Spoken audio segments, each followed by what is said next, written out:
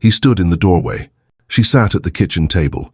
Divorce papers between them like a funeral for a dream that never made it past the first few years. They weren't bad people. They weren't careless. They believed a lie. A lie most couples still believe. That love, real love, is enough. But what if the real reason marriages fail has nothing to do with love at all? The weight marriage was never built to carry. When I got married, I didn't walk in blind. I had read the books, listened to the sermons. I believed in loyalty, in choosing one person and building a life around them. I thought I was signing up for a partnership. What I didn't realize was that somewhere between the vows and the expectations, that partnership had quietly turned into a performance. I wasn't just a husband anymore. I was now expected to be her provider, no matter how tired I was. Her protector even from her own emotions. Her therapist, cheerleader, emotional regulator, and sometimes her punching bag when life overwhelmed her. All while still being a passionate lover, a best friend, a spiritual rock, and somehow a man who didn't crack. And she was drowning in her own script too. She had to be a career woman but still have energy for the kids. Be emotionally open, but never too sensitive. Be independent, but still make me feel needed. Be sexy, but never seem like she's trying too hard. We were both running on empty, but neither of us could say it, because saying it meant failure. Here's the raw truth I wish I'd understood sooner. Marriage today isn't breaking because people are bad at love. It's breaking because we've stuffed it full of roles and responsibilities it was never meant to hold. It's like asking a wooden bridge, built for foot traffic, to carry a freight train.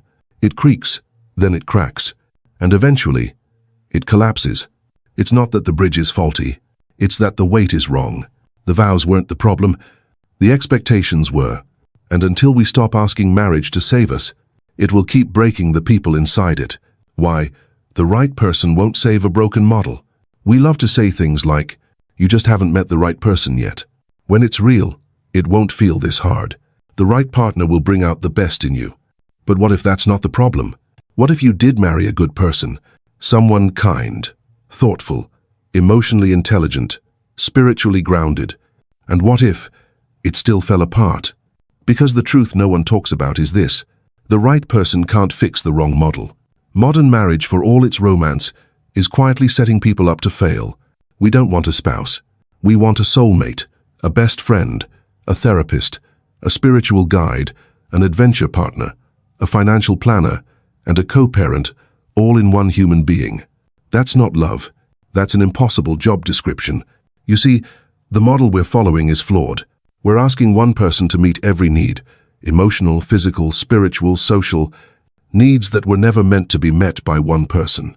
In older communities, those needs were met through an entire support network: friends, elders, siblings, spiritual leaders, purposeful work, stillness, prayer. Now, we look at one human and say, you better be my everything or I'm out. And then we're shocked when that person burns out, or shuts down, or pulls away, not because they don't love us, but because they're suffocating under the pressure to be perfect. What we call falling out of love often isn't about love at all. It's about exhaustion, emotional overload, disappointment not in who they are, but in who we imagined they were supposed to be. It's not that they failed us. It's that we asked them to be God and punished them for being human. That's not romantic. That's cruel. And the longer we believe the lie that the right person will fix the pain, the longer we stay trapped in a system where even the best love isn't enough to survive. The original purpose of marriage and why we lost it. Marriage once upon a time was never about happily ever after. It wasn't a fairy tale. It was a framework, a structure designed to help two people survive and raise the next generation with some degree of stability. There were no love languages, no date nights to reignite the spark, no endless scrolling through therapists on a marriage app. There were chores, there were roles, there was land to tend, children to feed, work to divide. And purpose, not passion, was what held it all together. It wasn't always romantic, but it was rooted. She brought food from the garden. He brought firewood from the forest. They weren't trying to complete each other. They were completing the day. And it worked not because it was magical, but because the expectations were clear. No one expected their spouse to be their therapist. No one assumed soulmate meant emotional mind reader. Needs were met across a wider circle: family, church, neighbors, mentors. But today, we've shrunk that entire village into one human being. We expect one person to be our emotional safety net, career coach, spiritual anchor, best friend, co-parent, source of joy, source of healing, personal cheerleader, and yes, consistent sexual partner. That's not a marriage. That's a full-time job with no breaks, no clarity, and constant performance anxiety. And when they fall short, because eventually they will, we say, they changed. We say, they're not trying anymore. But maybe it's not the person who failed. Maybe it's the script.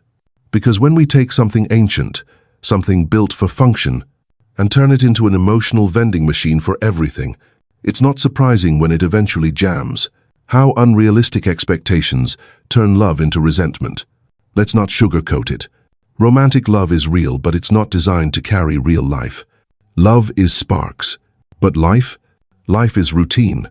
It's waking up too early, spilling coffee on the bills, wrestling kids into school clothes, work meetings, traffic, dishes, deadlines, taxes. And somewhere between all that, you're supposed to look at your partner and feel what you felt on the third date. It's not realistic. But that's the lie we've sold each other, especially in the West. That marriage should feel like the beginning, forever.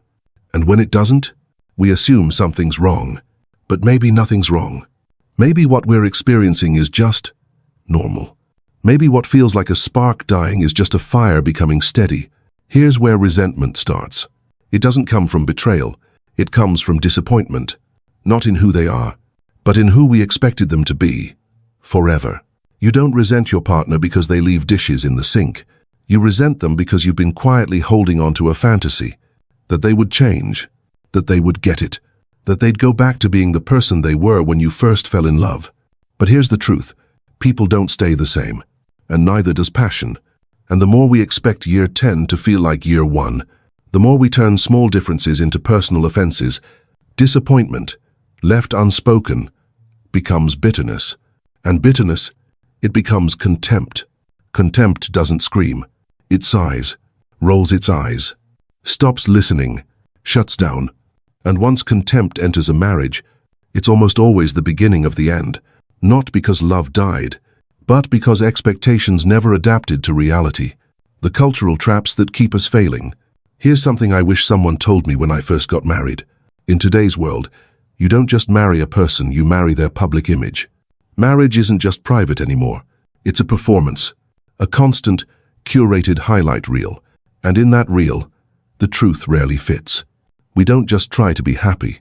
We try to look happy. Photos with matching outfits. Anniversary captions that read like poetry.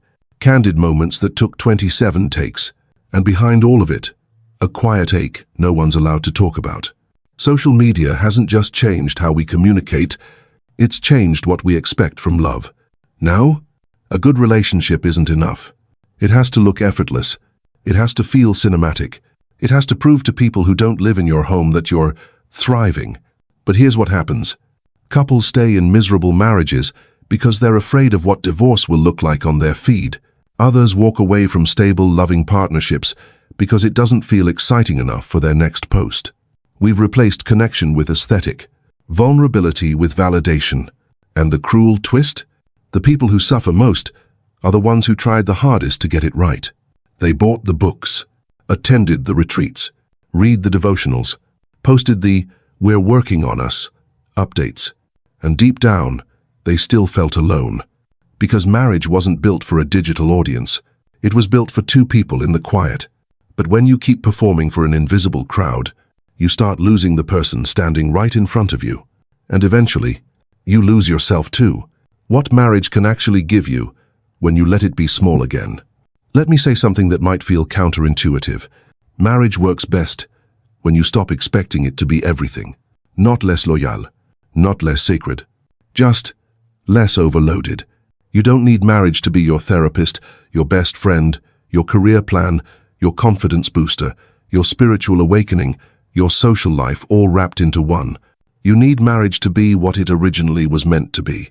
A partnership, a piece of the whole, not the whole itself. What if you stopped asking your partner to meet every need and instead gave yourself permission to build a life outside your marriage? A life with friendships, mentors, hobbies, spiritual practices, therapy, solitude, purpose beyond your roles. Because when you stop demanding marriage to fulfill you, you create space to actually enjoy it. The strongest couples I know, they don't complete each other. They complement each other. They don't try to be everything. They're something solid in a world of shifting expectations. They give each other space to grow, encourage outside support systems, trust that needing other people isn't a threat, it's a necessity. Ironically, the less they cling to the marriage as their everything, the deeper their intimacy becomes, because when you remove pressure, you invite peace, and when you allow your marriage to be small, just one sacred part of a full, expansive life, it becomes more sustainable, more meaningful, more honest. Not a performance, not a prison, but a partnership that breathes. Why? Trying harder won't fix a flawed structure. There's a phrase I've heard over and over. People just don't work hard at marriage anymore. But I don't buy that. In fact, I think we're working harder than ever. Harder at communication, harder at connection, harder at managing expectations, navigating intimacy, blending families, balancing careers, co-parenting with emotional intelligence, reading books, going to therapy, praying harder, listening deeper, holding space, speaking calmly, showing up consistently. And yet, more marriages are breaking. More couples are exhausted. More people are asking quietly, why does this still feel so hard? Here's the hard truth. Trying harder doesn't matter if the structure is flawed. Imagine using an IKEA manual to build a skyscraper. It doesn't matter how disciplined you are. It doesn't matter how much effort you bring. The blueprint was never made for that weight. That's what's happening to marriage. We've stacked it with pressure. It was never designed to carry. Emotional healing, lifelong romance, spiritual compatibility, financial partnership, aesthetic alignment, sexual fulfillment, personal growth, all in one container. And then we wonder why it keeps falling apart. It's not that we're lazy. It's not that we're not trying. It's that we've mistaken effort for alignment. Effort matters, but only when applied to a model that makes sense. What if the problem isn't your love, or your communication, or your willingness to try? What if the problem is the template? We're not failing because we stopped working. We're failing because we're building skyscrapers on sand. What a new kind of marriage could look like. So what now? Do we walk away from marriage entirely? But we do need to rethink it. Strip away the fantasy. Let it breathe. Bring it back to something simple, honest, and sustainable. A new kind of marriage doesn't mean lowering the standard. It means changing the standard. It means redefining what success looks like. Not 50 years of pretending, but 15 years of truth. Not passionate sex every night, but quiet peace most mornings. Here's what it might look like. Shared values, not shared passwords. Defined roles, not rigid stereotypes. Realistic expectations, not romantic delusions. A space for growth, not perfection. Companionship, not codependency. Marriage at its best is not the center of your universe. It's the rhythm beneath it. Steady, reliable, imperfect, sacred. It should be a place where two people say, I'm building something with you, not just feeling something because of you. Yes, it's okay if the passion fades sometimes. It's okay if you don't feel butterflies every day. It's okay if some seasons feel dry and quiet and ordinary, because peace doesn't always look like fireworks. Sometimes it looks like routine that doesn't crush you, like silence that feels safe, like knowing even when it's hard you're still choosing the same team. Marriage doesn't need to be big. It needs to be real. And maybe that's the new dream. Not perfection, but peace. He thought he failed at love, but he didn't. He just tried to build something sacred, on a foundation no one warned him was cracked. He believed love would be enough, that trying hard would save it, that being a good man would be enough. But it wasn't. And now, he doesn't chase perfect anymore. He builds partnership. He welcomes honesty. He expects limits and finds freedom in them. Because once you stop asking marriage to be magic, you realize it can still be meaningful.